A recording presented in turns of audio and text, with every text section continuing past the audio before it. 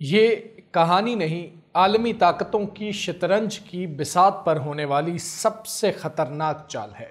Europe ने अचानक America के यूक्रेन अमन मंसूबे में ऐसी तरामीम की हैं जिन्होंने वॉशिंगटन, मॉस्को और कीव तीनों के ऐवानों में खलबली मचा दी है। वो अमेरिका जिसने यूक्रेन को जुमेरात की डेडलाइन दे रखी थी, अब खुद यूरोप की शर्तों में फंस चुका है, और दूसरी तरफ रूस है जो हर गुजरते दिन के साथ मजीद इलाके निगल रहा है। यह सिर्फ एक अमन मंसूबा नहीं, ये उस जंग का फैसला कुन मोड़ है जो 2022 से दुनिया को हिला रही है। क्या यूक्रेन अपनी सरजमीन का हिस्सा रूस के हवाले करने पर तैयार हो जाएगा? क्या वॉशिंगटन और यूरोप एक दूसरे के खिलाफ खड़े होने जा रहे हैं? क्या रूस की शराइत मानकर जंग खत्म होगी या एक नया तूफान जन्म लेगा?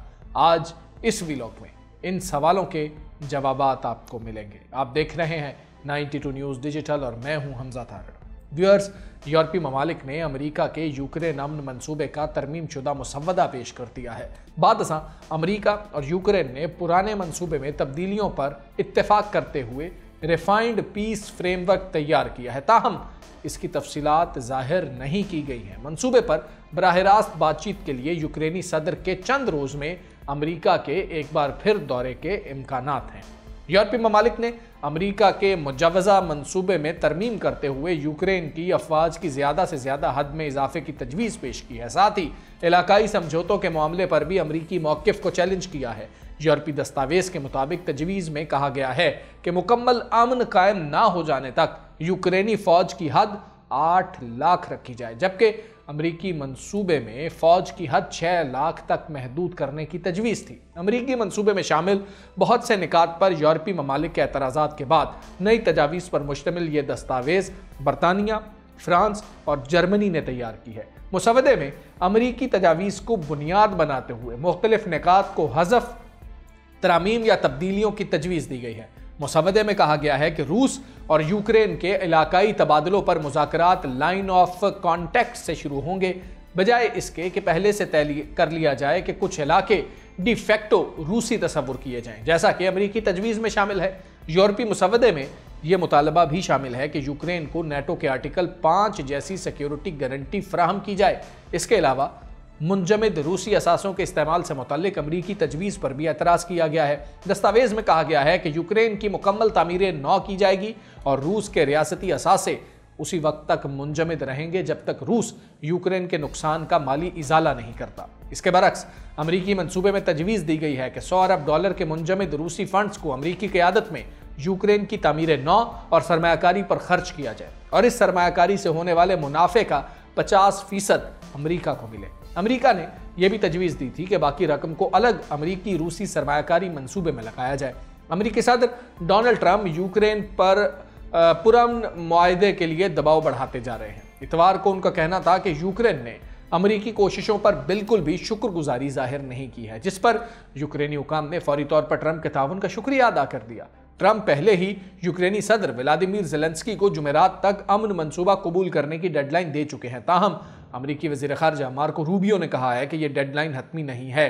ये मुज़ाकरात उस वक्त हो रहे हैं जब रूस कुछ इलाकों में बतदरीज पेशकदमी करता चला जा रहा है, जबकि यूक्रेन की बिजली और गैस की तनसीबात ड्रोन और मीज़ाइल हमलों का निशाना बन रही हैं, जिसकी वजह से लाखों अफराद रोज़ाना घंटों तक बिजली, पानी और हरारत से महरूम रहते हैं।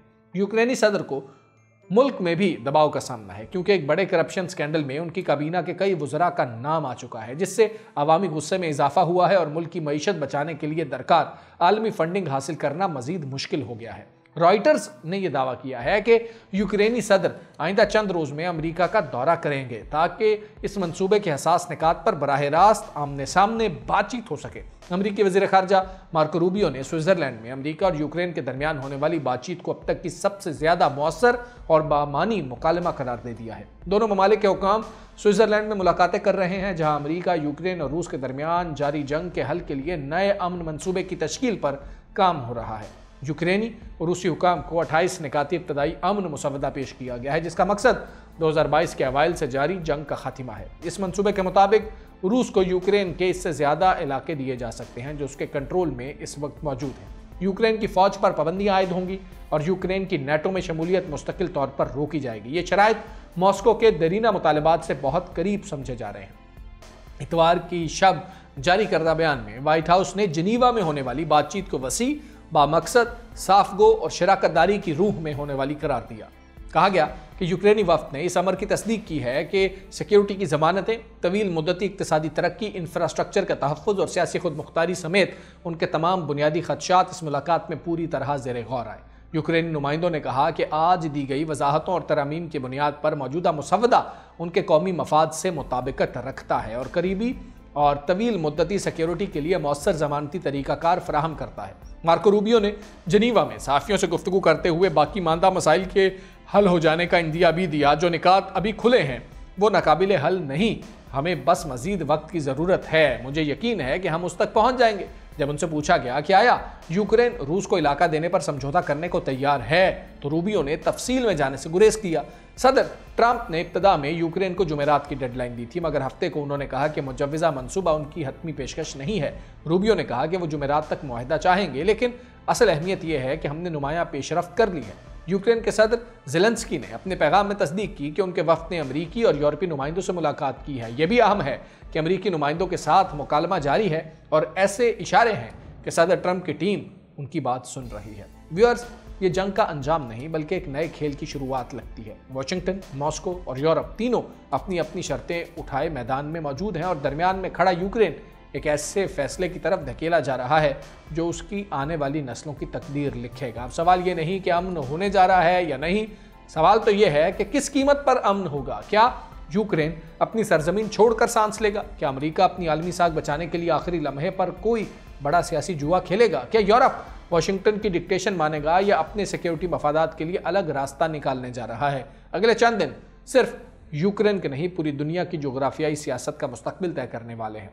वीलॉग से इतना ही, मुझे इजाज़त दीजिए। अल्लाह ने के बाद।